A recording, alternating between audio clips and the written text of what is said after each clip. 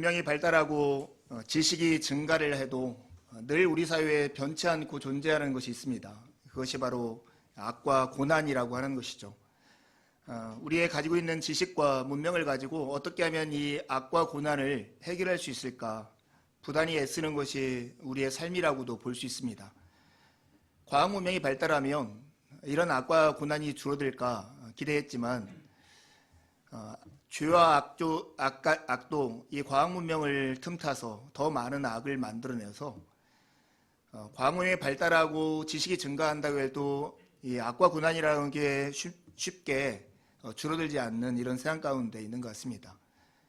어떤 문제를 해결하려고 하면 그 문제의 원인이 무엇인지 이렇게 찾아보곤 하죠. 빌 클린턴이 대선에 나왔을 때 그 썼던 구호가 이런 것입니다. 문제는 경제야, 이 바보야. 이 구호 덕분에 빌 클린턴이 대통령이 됐다라고 할 정도로 유명한 구호죠. 우리 스스로에게 이런 질문을 해봐야 합니다. 문제는 무엇이야? 문제는 무엇이야? 여러분들은 이 무엇 안에 어떤 것이라고 대답하고 싶으십니까? 어떤 거라고 여러분 생각하십니까? 성경은 문제는 바로 죄라고 우리에게 말씀하고 있습니다. 죄라고 하면 우리는 단순하게 무엇인가 법을 어기는 것, 이 정도로 생각할 때가 있습니다. 하지만 성경이 말하는 죄는 가장 대표적인 단어 하마르티아라고 하는 뜻을 보면 관역에서 빗나간 화살을 뜻하는 단어입니다. 원래 하나님이 우리를 내신 목적, 창조하신 그 목적에 따라서 인간을 살아가야 하는데 그것과 엉뚱한 방향으로 날아간 화살처럼 우리의 삶이 하나님의 뜻과 목적에 빗나간 삶, 다시 말하면 하나님과의 관계의 의무를 저버리는 삶이 죄라는 것입니다. 이것 때문에 인간에게 진정한 악과 고난이라고 하는 문제가 생겼다. 이것이 성경이 우리에게 내는 진단이고 우리가 믿고 고백하는 내용입니다. 여러분, 의로움이라고 하는 것, 죄의 반대 의라고 할 때 의를 우리는 법을 어기지 않는 것, 이 정도로 생각하기 쉽습니다. 하지만 여러분, 의의 가장 중요한 의미는 관계의 의무를 다하고 있는 상태를 의롭다라고 말을 합니다. 여러분, 이것을 쉽게 이해할 수 있는데요. 우리가 부모와 자녀의 관계를 한번 생각해 보세요. 부모와 자녀의 관계 속에서 부모는 자녀를 돌보고 사랑하고 그를 양육할 책임과 관계의 의무를 지고 있는 사람입니다. 반면 자녀는 부모에게 순종하고 효도하며 그를 섬겨야 할 의무를 가지고 있는 사람이죠. 근데 부모가 부모의 역할을 하고 자녀가 자녀의 역할을 할 때 이런 관계를 의롭다고 합니다. 그리고 이 관계의 당연한 의무를 지지 않는 상태를 죄라고 하는 것이죠. 선생님과 학생들 사이의 관계도 마찬가지죠. 선생님은 학생들을 진정한 사랑하는 의미에서 바르게 가르치고 학생들의 삶이 올바르게 되도록 그들을 늘 지도해야 할 의무를 지고 있습니다. 그리고 학생들은 선생님을 향해서 그런 마음을 가지고 존경하는 마음을 가지고 선생님의 지시를 따라야 할 책임이 있는 것이죠. 그런 관계를 다하고 있을 때 이런 상태를 의로운 관계라고 말을 하고 그렇게 하는 것을 의롭다고 말을 합니다. 하나님과 우리 사이의 관계에서도 마찬가지입니다. 하나님은 인간에게 은혜를 베푸시고 사랑을 주시고 우리를 보호하시고 돌보시는 책임을 스스로에게 지우셨어요. 그리고 인간에게는 하나님을 사랑하고 하나님을 존중하고 하나님을 섬기기를 기대하셨죠. 그런데 하나님은 철저하게 당신에게 맡겨준 책임들을 다하시는 의로운 분이신데 반면 인간은 하나님의 은혜 가운데 살면서도 그 책임과 의무를 다하지 않는 죄 가운데 살고 있는 것이 인간의 문제라고 하는 거예요. 특별히 가장 큰 죄는 이런 거죠. 하나님이 우리에게 지극한 사랑으로 우리를 사랑하시고 살아가야 할 길들을 우리에게 제시해 주셨음에도 불구하고 인간은 자기의 고집과 교만한 마음으로 하나님을 떠나서 자기만의 살 길들을 찾아 떠나버린 것이 인간의 가장 큰 죄라는 것입니다. 이게 바로 교만이라고 하는 죄죠. 기쁨의 동산이라는 에덴 동산에 아담과 하와를 지어주셨는데 그들이 첫 번째 저지른 죄가 뭐냐면 하나님이 주신 이 동산에 만족하지 아니하고 하나님이 금하심으로써 하나님을 의지해야 살 수 있다는 것을 가르치기 위한 선악을 알게 하는 나무 열매를 따먹음으로써 하나님이 아니라 자기를 기준 삼고 자기 스스로 살 길을 찾아 나선 것입니다. 이것을 예레미야 선지자는 이런 식으로 비유를 하죠. 생수의 근원인 우물이 여기 있는데 이 우물을 저버리고 스스로 우물을 파겠다고 땅을 파는데 그 땅은 물이 나오기는커녕 물을 저축해 놓지도 못할 터진 웅덩이와 같은 그런 모습이라는 거예요. 인간의 죄라고 하는 것이 이거죠. 하나님의 사랑과 하나님의 은혜를 누리고 하나님이 살라고 하시는 삶의 방식으로 살면 가장 복될 것인데 이것을 떠나 스스로 자기가 왕이 되고 자기가 신이 되려고 했던 그 의지 때문에 오히려 인간에게는 부족과 텅 빈 인생이 주어졌다고 하는 것입니다. 이것이 성경이 진단하는 문제의 근원이고 우리가 믿고 고백하는 우리 삶의 악과 근원의 원인입니다. 그 결과를 보면 우리가 이것이 옳다는 것을 이해할 수 있어요. 원래 하나님은 인간을 지실 때 인간의 살아가는 삶의 목표, 삶의 방식이 어떤 것이기를 원했냐면 하나님을 사랑하고 서로 사람들 사이에 사랑하는 관계, 이웃을 사랑하는 삶이었어요. 이것은 하나님이 우리에게 주신 계명의 궁극적인 목표이고 요약일 뿐만 아니라 우리가 가장 행복하게 살 수 있는 삶의 기반이에요. 근데 죄의 결과가 무엇입니까? 오히려 하나님을 미워하고 이웃과 경쟁하는 관계 가운데 우리가 스스로 자처하고 나섰다는 거예요. 하나님이 생수의 근원이에요. 우물과 같은 분인데 이 우물을 저버리니까 우리는 스스로 물을 찾아 나서게 된 거죠. 이 부족한 물을 채우기 위해서 우리는 두 가지 방법을 선택해요. 내가 그보다 힘이 세면 폭력을 가지고 빼앗으려고 하고 내가 그보다 힘이 약하면 속임수와 거짓을 통해서 그것을 취하려고 하는 것이 인간의 모습이에요. 우리가 살아가는 삶에 악과 고난이라고 하는 현실이 자연적인 재해를 통해서 우리가 오는 것 같지만 대부분의 것은 인위적인 것이고 인간의 욕심, 부족으로부터 나오는 욕심과 그 욕심을 채우려고 하는 인간의 폭력과 거짓 때문에 생기는 그런 악과 고난이라는 것을 우리가 인정해야 합니다.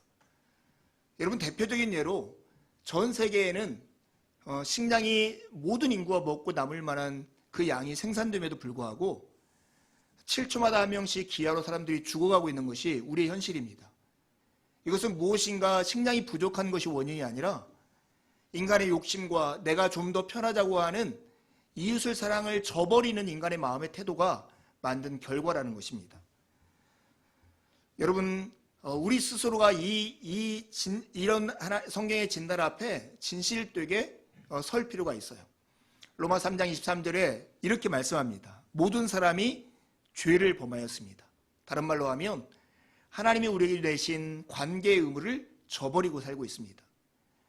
그래서 사람은 하나님의 영광에 못 미치는 처지, 하나님이 우리에게 주시려고 하는 복된 삶에 미치지 못하는 삶을 살고 있습니다. 이것이 바로 성경의 진단이고 우리가 지금 이걸 받아들이고 하나님의 용서를 구하는 사람들로 서 있는 것입니다. 사랑하는 여러분, 우리는 정말로 우리가 살아가는 이 욕망과 욕심, 죄의 모습들을 애써 감추려고 노력하는 시대를 살고 있어요.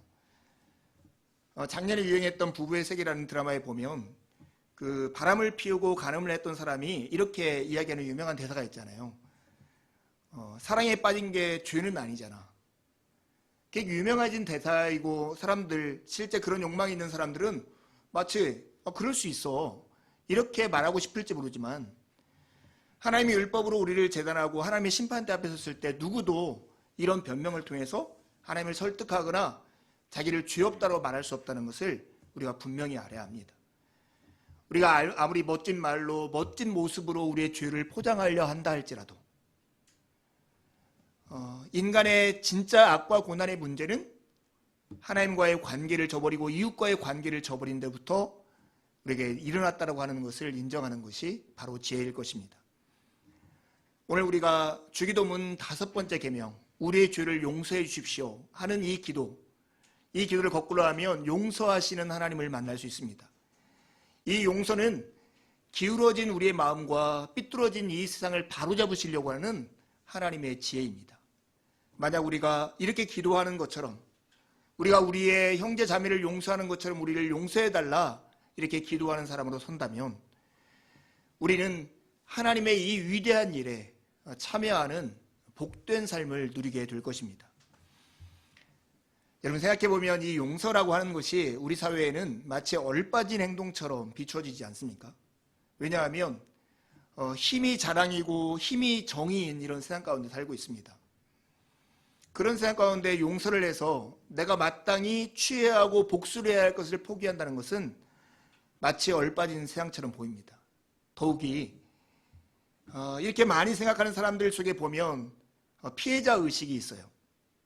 나는 너무나 상처를 많이 받았고 저 사람 때문에 내가 살기 힘들어. 이 마음을 가지고 있기 때문에 내가 지금 누구인가 복수를 하지 않고 내가 용서를 해버린다는 것은 마치 내 몫을 포기하는 것과 같이 비춰진다는 거예요. 이런 생각 가운데서도 용서는 지혜일까요? 하나님의 용서를 구해야 하는 게 마땅할 뿐만 아니라 이웃을 용서하는 것이 이 삶을 살아가는 지혜일까 하는 거예요. 여러분, 잠을 자다가 가위 눌려보신 적 있어요? 저는 어릴 때 이렇게 한번 아프면 꼭 잠에서 깰 때마다, 나을 때마다 비슷한 꿈을 꾸었습니다. 큰 창고에 가면 곡식단이 이렇게 벽에 쭉 쌓여 있어요. 근데 제가 그 밑에 서서 이 곡식단을 이렇게 바라보는데 갑자기 곡식단이 저에게 쏟아지는 거예요. 그러면 그때 내가 가위 눌린 것처럼 움직이지 못하고 막 소리를 지르다가 깨고, 그러다 보면 이 열이 식는 그런 경험들을 거의 매년마다 했던 것 같아요. 어릴 때 그런 꿈들을 꾸잖아요. 가위 눌려보면 자기의 생각과 뜻은 저 멀리 있는데 자기 몸이 움직이지 않는 것 때문에 고통스럽고 힘들었던 것을 경험해 봤을 거예요. 용서하지 않고 살아가는 삶, 용서가 없는 세상 가운데 삶은 마치 가위 눌려버린 그런 삶을 사는 것과 매 마찬가지입니다. 여러분, 모든 사람이 죄를 범하였습니다 라고 하는 인간의 이 현실 가운데 개입하셔서 예수 그리스도를 통해서 하나님이 행하신 그 일을 우리는 복음이라고 합니다. 그 복음은 하나님이 십자가를 통해서 우리를 용서하셨다는 거예요. 하나님이 예수 그리스도의 십자가를 통해서 우리를 용서하셨다는 거죠. 유대인들에게 예수 그리스도를 통해서 하나님이 행하신 일을 설명하는 것은 아주 간단했어요.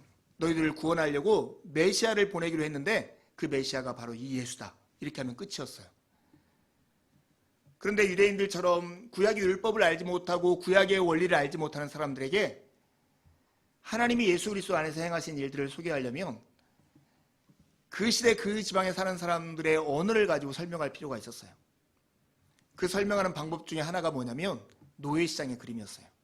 그 당시 대도시에는 노예시장이 흔했고 노예를 돈을 가지고 주고 사고 파는 것들이 흔했습니다. 그 노예시장의 그림을 가지고 제자들이 죄의 복음을 설명했는데 설명하는 방식이 이런 거였어요. 야, 너희들 여기 봐라. 노예시장의 흔한 노예들은 빚을 갚지 못해서 지금 노예로 팔려왔다.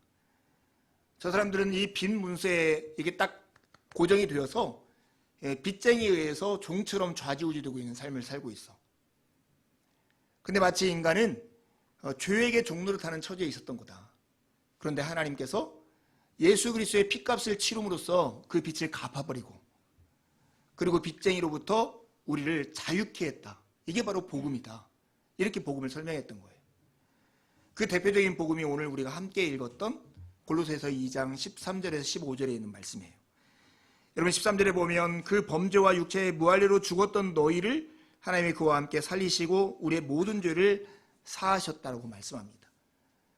그리고 14절 15절에 보면 십자가를 통해서 하나님이 행하신 일들을 우리에게 소개를 해요. 하나는 제거하는 일이고 하나는 해체하는 일이었어요. 여러분 14절에 보면 우리를 거스르고 불리하게 하는 법조문으로 쓴 증서를 지우시고 제하여 버리사 십자가에 못 박으셨다고 이렇게 말씀합니다. 죄의 종노릇하고 죄에 끌려 살아가는 사람들, 그 증거가 되는 빈 문서, 그것을 예수님이 십자가에 지었다는 것은 그것을 십자가에 매달아서 확 찢어버리고 지워버렸다라고 하는 의미라는 거예요. 그리고 그 다음에 하는 일이 뭐냐면 통치자들과 권세자들을 무력화해서 드러내어 구경거리로 삼으시고 십자가로 그들을 이기셨다라고 말씀해요. 바로 예수님께서는 그 이 빈문서를 가지고 억울하게 종살이하고 있는 이 사람들을 이끌고 있던 이 빚쟁이들, 우리 식으로 하면 사채업자들을 만방하에 예수 그리스도를 십자가에 못 박는 그 장면에서 죄를 없는 사람을 죄로 인정하면서 이렇게 고난과 린치를 가하는 사람들의 폭력성을 만방에 알리심으로써 그들을 무장해제시켜버리고 그들을 통치자와 권력자의 무장을 해제시켜버린 다음에 사람들에게 그들을 구경거리로 부끄럽게 하는 일을 십자가에서 행하셨다고 하는 거예요. 여러분, 예전에 고대 전쟁에 이겨서 개선하는 장군들을 보면 늘 개선할 때 보면 전리품들과 그때 포로로 잡았던 사람들을 마치 굴비 엮듯 사람들을 엮어가지고 끌고 오는 것을 TV 같은 데서 보셨잖아요. 그 장면을 연상시키면 딱 맞습니다. 지금 예수님께서 십자가에서 행하신 일이 무엇인가? 그것은 지금 노예 생활하고 있는 그들을 묶고 있는 노예 문서, 빈 문서를 찢어버리는 일을 하신 것이고, 두 번째는 이 빈 문서를 가지고 억울하게 노예살이를 시켰던 그 사람들을 굴비 엮듯 엮어가지고 예수님의 부활의 행진의 뒤에 끌고 오면서 그들을 무력화시키고 있다고 하는 것입니다. 이게 바로 우리가 가지고 있는 복음이에요. 예수님께서 이렇게 행하신 일 덕분에 오늘 우리는 죄로부터 자유케 되어서 진정한 자유민으로 살 수 있는 길이 우리에게 열렸다고 하는 것입니다. 믿는 자, 예수 그리스도를 선생으로 섬기며 제자로 살아가는 사람들, 예수 그리스도를 영접하여서 자기의 주로 섬기는 사람들에게 오늘도 이 은혜를 주시겠다고 하나님은 말씀하십니다. 여러분, 우리에게는 악과 고난이 있고 왜 하나님은 당장 이 악과 고난을 순식간에 삭제해 주지 않냐고 우리가 의문할 때가 있을 것입니다. 하지만 하나님은 이 모든 상황들, 악으로 하나님이 악을 선으로 바꾸시는 하나님의 지혜는 마찬가지 사탄이 내가 이겼다라고 웃고 떠들고 있는 이 장면에서 그 장면을 업셋시켜서 하나님의 승리를 쟁취하시는 하나님의 놀라운 방법을 늘 택하고 있다는 것입니다. 여러분, 지금 우리가 자유를 누리는 것은 하나님이 십자가 위에서 십자가를 통해서 우리의 죄를 해결하신 덕분입니다. 죄가 더 이상은 우리의 삶을 결정하지 못하도록, 죄가 더 이상은 이 세상을 좌지우지하지 못하도록 하나님께서 우리의 삶에 개입하셔서 우리의 죄의 문서를 용서를 통해서 지워버리신 것입니다. 편안하게 살 때, 그냥 살만하다 할 때 보면 우리는 우리의 죄의 문제가 깊이 다가오지 않죠. 오히려 돈의 문제, 우리의 건강의 문제가 더 커 보입니다. 하지만 정말로 야스퍼스가 얘기한 것처럼 한계 상황에 도달하면 우리는 용서의 문제가 우리의 삶의 문제 중에서 가장 크다는 것을 이해할 수 있을 거예요. 저는 이렇게 낯선 걸 좋아하고 가지 않은 길을 가보는 것을 즐겨하는 사람 중에 하나인 것 같아요. 관악산에 혼자 산에 오른 적이 있었습니다. 관악산에 올라갔다가 내려올 때는 평상시 내려오는 길이 아니라 사람들이 전혀 가지 않는 길을 택해서 내려오기로 결정해서 이렇게 내려왔어요. 정말 길이 험하더라고요. 그리고 이게 길인지 아닌지 모르겠다, 무조건 내려가는 쪽으로 가보자고 계속 갔어요. 한 30분 쯤 갔더니 어디 좀 넓은 공터에 한 사람이 앉아 있더라고요. 그래서 저도 여기 좀 쉬어야겠다고 앉아서 쉬었더니 누구라고 할 것 없이 이렇게 말을 서로 걸면서 대화하기 시작했어요. 한 60이 좀 넘어 보이는 분이셨는데 이게 대화를 하는데 되게 재밌더라고요. 이분은 이제 세계 방방곡도를 돌아다니면서 무역을 했다고 그래요. 그러면서 자기가 러시아에다가 포니를 첫 번째로 판 사람이라고, 자기 상사 근무하면서 그런 일을 했다라고 자기를 자랑하고, 최근에는 중국에다가 그 섬유 공장을 하나 만들었는데 그때 공장할 때 미국 사람에게 돈을 대라고 하고 중국 사람한테는 인력을 대라고 하고 자기는 장비만 중고로 여기서 보내가지고 돈 하나도 안 들인 상태에서 많은 이득을 거둔 그 자랑 얘기를 또 하시더라고요. 그러면서 해외에서 사업할 때는 돈을 투자해서는 절대 안 된다고, 큰일 난다고 저에게 그런 조언도 해주셨어요.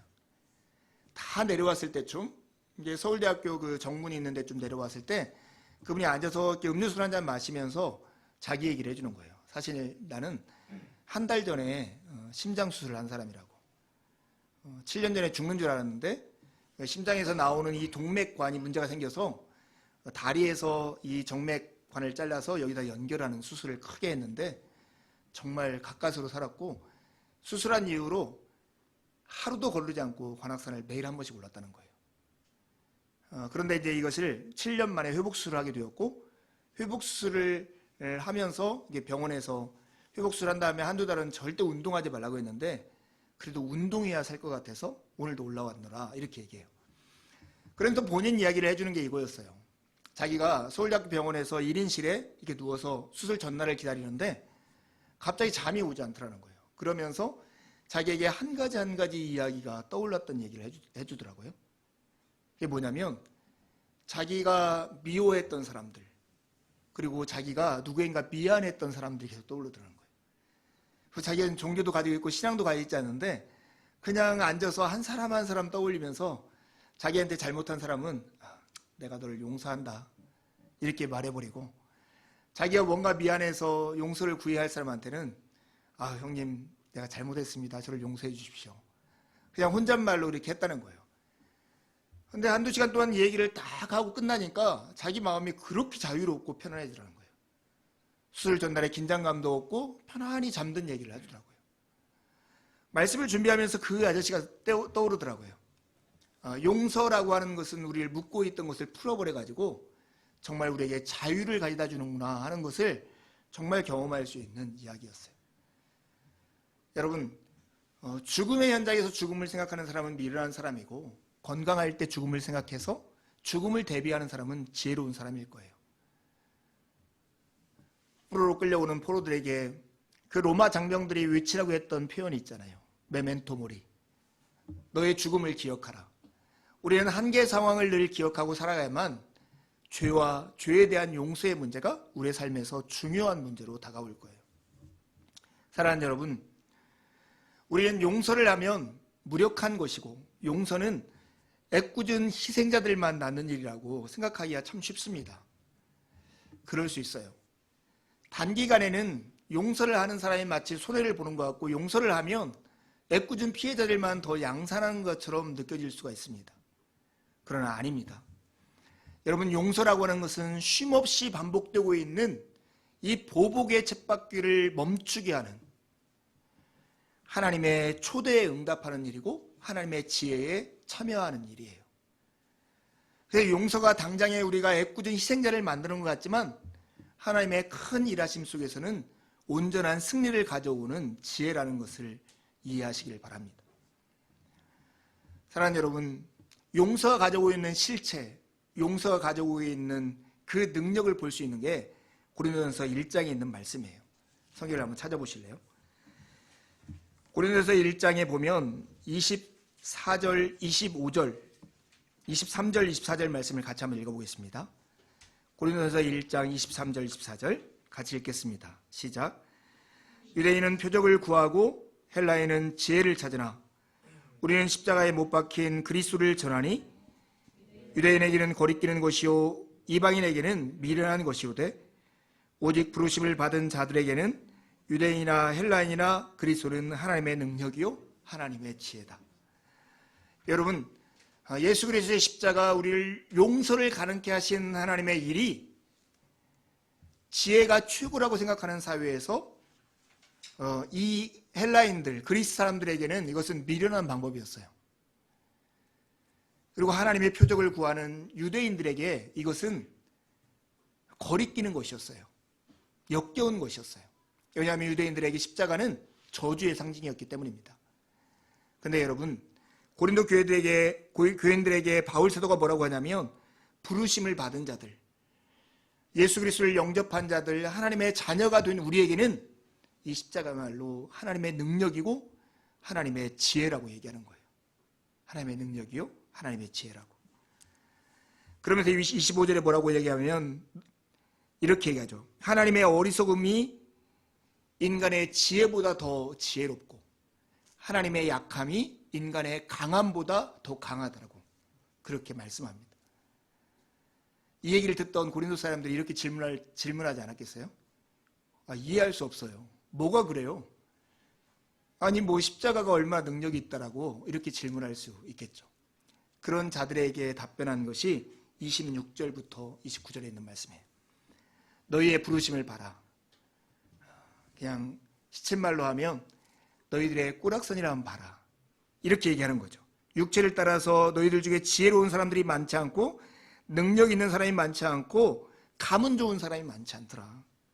그러나 하나님께서 세상에 미련한 것들을 택해서 지혜 있는 자를 부끄럽게 하려 하시고 세상에 약한 자들을 택하사 강한 것을 부끄럽게 하시려고 하나님께서 세상에 천한 것들과 멸시받는 것들과 없는 것을 택하사 있는 것을 패하게 하시려고 하나님께서 너희를 부르셨다, 이렇게 말씀하고 있는 것입니다. 오늘 우리에게도 똑같은 말씀이죠. 너희의 부르심을 봐라. 하나님의 용서가 만든 증거가 바로 하나님의 은혜로 하나님의 자녀가 된 우리라고 이렇게 말씀하는 것입니다. 그렇다면 용서야말로 세상 어떤 것을 이룰 수 없는 진정한 화해와 평화와 악과 고난을 제거하는 승리를 가져오는 하나님의 지혜라고밖에 인정하지 않을 수 없습니다. 하나님의 용서가 우리에게 살 길을 열었다면 우리가 이웃에게 하는 용서는 이웃에게 살 길을 만드는 하나님의 지혜입니다. 복수는 또 다른 악을 낳습니다. 선으로 악을 이기는 것은 상처를 입은 사람이 자기가 받은 그 악을 견뎌내고 그것으로 하여금 복수해서 다른 사람에게 악으로 이어지지 않도록 하는 그 일을 포기할 때만 비로소 이루어집니다. 하나님은 당신에 대해서 관계의 의무를 다하지 않은 우리였지만 우리에게 악으로 갚지 않고 그 악을 선으로 바꾸셔서 우리를 용서하심으로써 당신의 자녀로 우리를 받아주신 것입니다.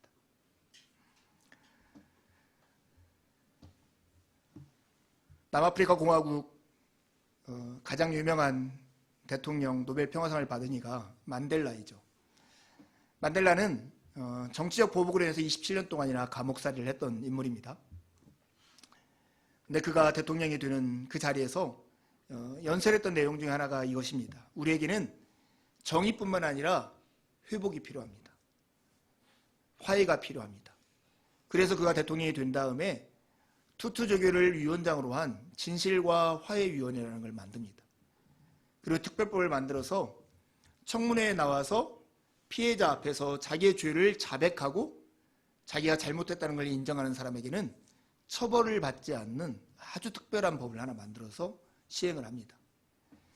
그런 청문회에서 반드 블랙이라고 하는 사람과 관련된 이야기가 나는 주의 영광을 보내라고 하는 필립 얀시의 책에 기록되어 있습니다. 여러분, 그때 반드 블랙이라고 하는 사람은 백인 경찰관 출신이었고 범인이었고 피해를 본 사람은 흑인 가족이었습니다. 어머니가 이 반드 블랙 앞에 서 있었습니다. 그리고 반드 블랙은 자기가 했던 일을 그 어머니 앞에 고백하는 거예요. 나는 당신의 아들을 총으로 쏘아 죽이고 증거를 인멸하기 위해서 바베큐처럼 불에 태워서 죽였습니다. 그리고 8년 있다가는 다시 당신의 집을 찾아서 당신의 아버지와 당신 남편과 당신의 또 다른 아들을 죽였고 불에 태워서 화형을 시켰습니다. 사람들 사이에 웅성웅성거림이 있었습니다. 이거 제가 행한 일이고 제가 이것을 잘못했습니다. 이런 자백을 했을 때 이 판사가 이 여인에게 이렇게 얘기합니다. 이 반드 블랙 씨한테 무엇을 하기를 원하십니까? 그때 이 크리스찬인 흑인 노인 여성이 이렇게 얘기하는 거예요. 내가 내 남편의 그리고 내 아들의 장례식을 치를 수 있도록 당신이 우리 남편과 아들을 불태운 그 자리에 가서 한 줌의 흙을 나한테 갖다 주십시오. 그런 다음에 그가 두 번째로 했던 이야기가 주보에 실린 내용입니다. 반드 블랙 씨는 제 가족을 모두 데려갔습니다. 그러나 저에게는 아직도 그에게 줄 수 있는 사랑이 많습니다. 그래서 한 달에 2번 나는 그가 우리 집에 와서 하루 동안 시간을 보냈으면 합니다. 제가 엄마 노릇을 할 수 있도록 말이죠. 그리고 나는 반드 블랙 씨가 하나님의 용서를 받았다는 것과 나도 그를 용서했다는 사실을 알았으면 합니다. 나는 내가 정말 용서했다는 것을 반드 블랙 씨가 알도록 그를 안아주고 싶습니다. 상상할 수 없는 이 이야기를 이 여인이 고백하자 그 청문회에 모여있던 사람들이 잔잔한 목소리로 노래를 부르기 시작했습니다. 우리가 조금 전에 불렀던 찬양, 나 같은 죄인 살리신 주 은혜 놀라워. 많은 사람들이 이 찬양을 같이 작은 소리로 하고 있을 때 이걸 듣고 있던 반드블랙 씨는 그냥 졸도하고 말았습니다.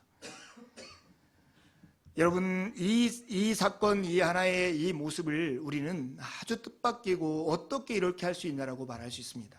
그러나 우리가 하나님으로부터 1만 달란트 빚진 그 빚을 탕감받은 사람이라는 것을 깨닫고 이 반드블랙 씨가 나에게는 100데나리온의 빚을 진 사람이라고 생각을 한다면 우리는 이것이 불가능하다고 말할 수 없을 것입니다. 하나님은 용서의 아버지십니다. 우리를 기꺼이 용서하시기를 바라고 우리 가운데 용서를 시행하기를 원하십니다. 시편 103편에 나오는 것처럼 하나님은 우리의 죄과를 동이서에서 먼 것처럼 우리에게서 옮기시기를 원하시고 아버지가 자식을 불쌍히 여긴 것처럼 우리를 불쌍히 여기시를 원하시는 아버지십니다. 그리고 그 하나님이 오늘 우리에게 이렇게 말씀하시는 거죠. 내가 너에게 행한 것처럼 너희도 서로 그렇게 하라. 오늘 5번째 기도, 우리의 죄를 용서해 주십시오. 마치 우리가 우리의 이웃의 죄를 용서해 준 것처럼. 이 기도는 하나님의 용서가 없이는 내가 살 수 없다라고 하나님의 고백이고 하나님의 용서를 구하는 기도일 뿐만 아니라 하나님의 용서로 내가 살 수 있었던 것처럼 저도 제 이웃을 용서함을 통해서 그도록 그의 삶을 살도록 만들겠다라고 하는 선언이고 고백이고 그것이 나의 꿈이고 나의 이상이라고 하는 비전의 선언이기도 한 것입니다. 사랑하는 여러분, 우리가 힘을 가지고 누군가를 핍박하고 누군가를 제압함으로써 내 영광과 내 힘을 과시하며 살 수 있습니다. 세상에서는 그런 사람들을 위대하다고 말할지 모르지만 하늘나라에서는 지극히 작은 사람이라고 말할 것입니다. 그러나 예수님께서 우리에게 하신 것처럼 우리가 우리 형제 자매를 향해서 그들의 허물을 덮고 그들을 용서하고 품는 일을 한다면 그것은 이 세상에서는 정말로 어처구니 없는 일이라고 그리고 미련한 일이라고 희생자만 양산하는 일이라고 말할지 모르지만 하나님은 그 모습을 보고 내 진정하는 사랑하는 아들이고 내 딸이라고 기쁨을 이기지 못해 하실 것입니다. 사랑하는 여러분, 용서는 엉켜서 쓸 수 없는 인생의 실타리를 잘라서 다시 이음으로써 쓸모있는 삶을 만드는 하나님의 지혜입니다. 다시 삶을 시작할 수 있게 하는 힘입니다. 하나님이 오늘 우리에게 그렇게 행해 주셨기 때문에 우리는 오늘 다시금 그렇게 살 수 있는 삶의 힘을 얻은 것처럼 이번 한 주간 동안 여러분과의 관계에서 섭섭하고 서운하고 여러분을 억울하게 했던 사람들을 주님이 여러분에게 하신 것처럼 그를 대함으로써 관계에 묶였던 매듭을 풀므로써 그들의 삶의 길을 터주는 그리스도인다운 삶을 사시기를 간절히 바랍니다. 이 시간 다 함께 하나님 앞에 기도하시겠습니다.